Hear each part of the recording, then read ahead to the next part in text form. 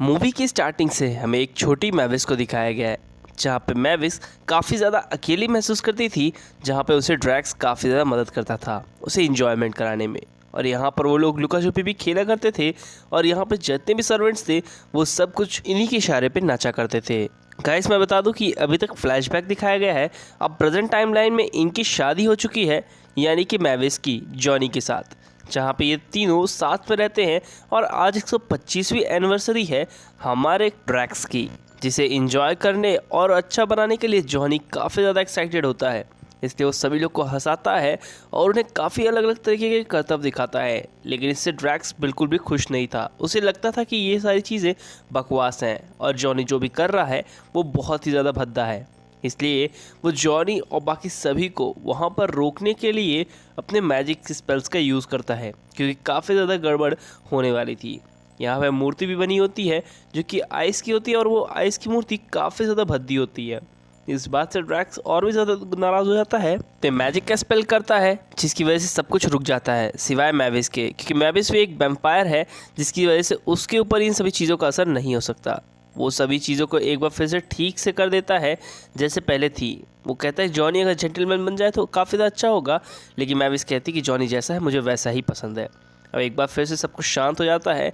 जहाँ पर ड्रैक्स बाहर आता है, उसके पीछे पीछे आती है एरिका, जहाँ पे वो एरिका को बताता है कि जॉनी उसके पूरे होटल को चेंज कर न दे। इस बात से वो डरता है, लेकिन अब वो इस होटल को देने वाले होते हैं मैविस और जॉनी को। इस बात को मैविस सुन लेती है और वो काफ़ी ज़्यादा खुश होती है, जिस पर एरिका कहती है कि धीरे बोलो वरना वो सब कुछ सुन लेगी। ड्रैक्स काफ़ी ज़्यादा खुश होता है और अब ये दोनों चूमाचाटी करने लगते हैं, जिसे मैविस भी सुन लेती है। फाइनली ये दोनों काफ़ी ज़्यादा प्रिपेयर होते हैं कि अब ये होटल इन्हें दे दिया जाएगा। मैविस जाती है अपने पति जॉनी को ये सारी बातें बता देती है। जॉनी ऑलरेडी एक इंसान है और ये सभी की सभी एक पिशाच है, जिसकी वजह से जॉनी इनके बीच में रहता है और काफ़ी ज़्यादा खुश भी है। फाइनली जॉनी से अब रहा नहीं जाता। वो कुर्सी में बैठने के बावजूद भी इतना ज़्यादा उछलता है कि वो डायरेक्टली ड्रैक्स के पास पहुंचता है, जहाँ पर ड्रैक्स उस चाबी को निकालता है जिससे वो होटल को ये दे सके। जॉनी की एंट्री हो जाती है। जॉनी वहाँ पर जाता है और काफ़ी ज़्यादा खुश होता है। इस वजह से वो काफ़ी ज़्यादा नाराज़ हो जाते हैं ड्रैक्स, जिस वजह से उन्हें लगता है कि कहीं हमारा ये जॉनी पूरे होटल को चेंज न कर दे। और जॉनी ऐसा ही कुछ सोचता है, जहाँ पे वो एलिवेटर्स अब बाकी अदर चीज़ें लगाने की सोच रहा होता है। इस बात से ड्रैक्स बिल्कुल नाराज़ होते हैं और वो चाबी वापस ले लेते हैं और उसे कुछ एक फालतू सा नियम बता देते हैं कि जस्ट ड्रैकुला परिवार में जब तक कोई मॉन्स्टर ना हो तब तक उसे ये होटल नहीं दिया जा सकता। अगर तुम मॉन्स्टर नहीं हो, तुम एक इंसान हो, जिसकी वजह से तुम्हें ये होटल मिलना काफ़ी ज़्यादा मुश्किल है। पहले उस नियम को पूरा करना होगा, उसके बाद ही हम तुम्हें ये अपनी चाबी दे सकते हैं। तभी वहाँ पर पर्दा खुल जाता है। अब यहाँ पर ड्रैक्स काफ़ी ज़्यादा घबराया हुआ होता है कि अब वो यहाँ पर आके बोले तो बोले क्या। जिसके बाद यहाँ पे एरिका को दिखाया गया है, जो कि मैविस से कहती कि तुम्हारे लिए कुछ स्पेशल होने वाला है। जहाँ पे ड्रैक्स कुछ बोलने के पहले सोच रहा होता है कि वो क्या बोले। जहाँ पे जॉनी को तो पता होता है कि वो चाबी नहीं मिलने वाली, इसलिए वो अनाउंस करता है कि हम पूरी जगह पे लैट्रिन एंड बाथरूम बनवाएंगे। इस बात को सुनकर मैविस भी काफ़ी ज़्यादा दुखी होती है और यहाँ पे अनाउंसमेंट हो जाती है कि साउंड प्ले कर दिया जाए। तो इसलिए जेली अब साउंड प्ले कर देता है, जिसकी वजह से चारों तरफ अफरा तफरी मच जाती है, यानी कि डांस होने लगता है। दूसरी तरफ हमारा ड्रैक्स भाग रहा होता है एरिका और मैविस से। काफ़ी ज़्यादा उदास होता है कि उसे इस चाबी को नहीं पा सका, क्योंकि उसे वो एक ड्रैगन या फिर कोई मॉन्स्टर नहीं है। जिसके बाद वहाँ पे दद्दू आते हैं। दद्दू कहते हैं कि मैं तुम्हें बना सकता हूँ एक मॉन्स्टर, जहाँ पर वो कहते हैं कि किसी भी चीज़ को छूना मत, बस मेरे पीछे आओ। तो ठीक वैसे ही वो करता है और उनके पीछे पीछे जाने लगता है। जहाँ जहाँ वो जाते हैं वहाँ वहाँ जॉनी भी जाता है और बताते हैं कि ये ग्रीन वाला ह्यूमन बनाने के लिए और रेड वाला मॉन्स्टर बनाने के लिए अगर टेस्ट करना है तो पहले हम अपने हैमसी पर टेस्ट करेंगे। हैमसी मतलब हैमस्टर के ऊपर वो टेस्ट करते हैं, जहाँ पे वो एक लिटिल क्यूट मॉन्स्टर बन जाता है। और उसके बाद अब वो टेस्ट करते हैं हमारे जॉनी के ऊपर, जो कि एक खूनखार ड्रैगन बन जाता है। सीन शिफ्ट होता है और हमें दिखाया जाता है ड्रैक्स को, जो कि एरिका से बच रहा होता है। तभी उसे कुछ आवाज़ सुनाई देती है और ये आवाज़ होती है हमारे जॉनी की, क्योंकि वो नीचे अफरा तफरी मचा रहा होता है। इसलिए वो उसको देखने के लिए नीचे की तरफ जाता है, नहीं बेसमेंट में, जहाँ पे वो जॉनी को देखता है। और जॉनी को देखकर वो काफ़ी ज़्यादा शॉक में होता है, क्योंकि उसे उम्मीद नहीं थी कि जॉनी एक मॉन्स्टर में भी कन्वर्ट हो सकता है। जिसके बाद वो बताता है कि दद्दू ने मुझे पर एक्सपेरिमेंट किया इस मशीन से, जिसकी वजह से मैं मॉन्स्टर बन चुका हूँ। और वो कहता है कि मैं जा रहा हूँ मैविस को बताने, लेकिन ड्रैक्स नहीं चाहता था कि मैविस को ये बात पता चले, इसलिए उसके ऊपर ह्यूमन रेस से वार करता है, लेकिन वो कई बार बच जाता है। जहाँ पर ड्रैक्स कहता है अब मुझे अपने पावर का यूज़ करना होगा। एक बार फिर से वो मारता है, लेकिन खिड़की से होते हुए वो रे सीधे उसकी मूर्ति पर जा लगती है, जो कि पूरी तरह से ग्रीन हो जाती है, यानी ह्यूमन बनाने की मशीन।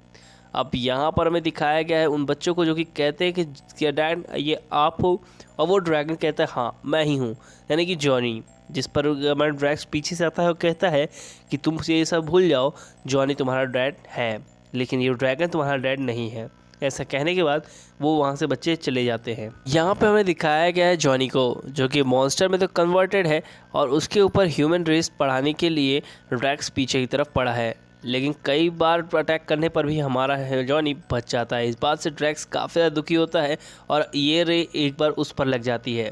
इस रेस के उस पर लग जाने की वजह से अब वो ह्यूमन में कन्वर्ट होने लगता है और जॉनी मॉन्स्टर में कन्वर्ट तो ऑलरेडी था ही, जिस पर वो बूढ़ा हो जाता है इंसान, यानी कि हमारा ट्रैक, जिसे देखकर सभी लोग काफ़ी ज़्यादा शॉक में होते हैं कि तुम वापस से इंसान कैसे बन गए और जॉनी एक मॉन्स्टर कैसे बन गया।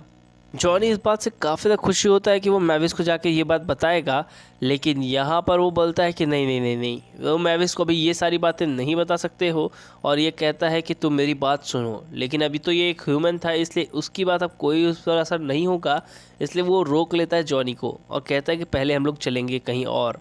जहाँ पर मैविस वहाँ पर आ जाती है और कहती है कि तुमने मेरे डैड और हस्बैंड को देखा है। तभी ये सभी लोग कहते हैं कि नहीं हमने नहीं देखा, तो शायद कहीं और जगह गए होंगे। दूसरी तरफ वो मशीन अब टूट चुकी थी, जिसकी वजह से अब वो ह्यूमन में कन्वर्ट नहीं हो सकता था और ड्रैक्स एक मॉन्स्टर में। जिसके बाद वो बताता है कि मेरे पास उसकी जगह, उस जगह की एक लोकेशन है, अगर तुम्हें चाहिए तो मैं बताता हूँ। तो वो बताता है साउथ अफ्रीका में जाओगे तो एक काफ़ी बड़ी नदी पड़ेगी, एक्चुअल में अमेजन नदी की बात कर रहा है। वहाँ पास से जाने पर तुम्हें एक काफ़ी भूल भुलैया वाली जगह मिलेगी, वहाँ पर मिलेगा तुम्हें वो रेड क्रिस्टल, और रेड क्रिस्टल ही तुम्हें मॉन्स्टर या ह्यूमन में कन्वर्ट कर सकता है। जिसके बाद वो उसे झप्पी लेने की कोशिश करता है, लेकिन झप्पी लेने से मना कर देता है। सीन शिफ्ट होता है जहाँ पर हमें दिखाया गया है उसी मूर्ति को जिससे अभी भी ग्रीन पानी टपक रहा होता है, और सभी लोग को पता चलता है कि मैविस को कुछ नहीं बताना, ऐसा हमारे फ्रैंकी के एक फ़ोन में मैसेज आया होता है। जिस बात पर वो सभी लोग हंसते हैं और कहते हैं कि अब तो वो इंसान है, हमारा क्या ही बिगाड़ लेगा। इस सब की खुशी में सभी लोग एक एक जाम पीते हैं और काफ़ी ज़्यादा खुश होते हैं। अब ये खुशी इतनी ज़बरदस्त होती है कि उन सबको ह्यूमन में कन्वर्ट कर देती है, क्योंकि वो रे जो था तो उस पानी में गिरने की वजह से पूरा पानी भी ह्यूमन कन्वर्टेड एक मशीन बन चुकी थी, ये कहूँ ह्यूमन कन्वर्टेड वाटर बन चुका था। जहाँ कि फ्रैंकेनस्टाइन काफ़ी ज़्यादा खूबसूरत लग रहा होता है और बाकी सब लोग टडियल बाबा लग रहे होते हैं, जिस बात से वो काफ़ी ज़्यादा डर चुके होते हैं।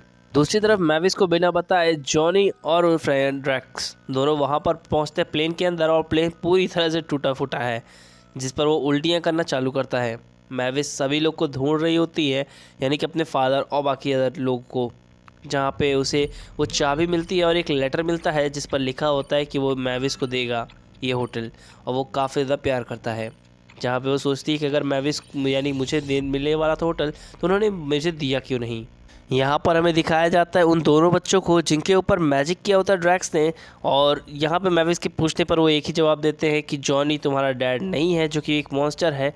फर्स्ट सीन शिफ्ट होता है जहाँ पे जॉनी एक एयरपोर्ट पे पहुँचता है, और अब ड्रैक्स सूरज को देख सकता था, लेकिन वो थोड़ा घबराया हुआ था, जहाँ पे वो सूरज को बहुत देर तक देखने की वजह से उसकी आंखें जलने लगती हैं और अब फूट जाती हैं, जहाँ पर वो काफ़ी ज़्यादा दुखी होता है।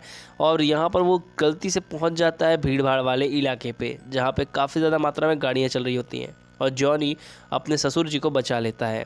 जिसके बाद वो अपने मुंह से आग उगलता है, जिसकी वजह से काफ़ी बड़ा एक्सीडेंट हो जाता है उस जगह पर, और वो कहता है उप्स, शायद ये मेरी आग की वजह से हो गया है। सीन शिफ्ट होता है और हमें हैम्सी को दिखाया जाता है, क्योंकि अभी तक एक क्यूट मॉन्स्टर था, लेकिन वो कन्वर्ट हो जाता है एक बड़े से पिशाच में, जिस पर अब फाइट करने लगता है हमारा दद्दू, यानी कि बेसमेंट में रह के। दूसरी तरफ हमें दिखाया गया है जॉनी को, जो कि दौड़ने लगता है और कहता है कि हम इसी स्पीड से हम जल्दी पहुंचेंगे। जिस पर ये दोनों मिलते हैं और कहते हैं कि तुमने हमारे हस्बैंड्स को भी देखा है, जिस पर वो सभी लोग कहते हैं कि नहीं, वो सभी लोग भी नहीं मिल रहे।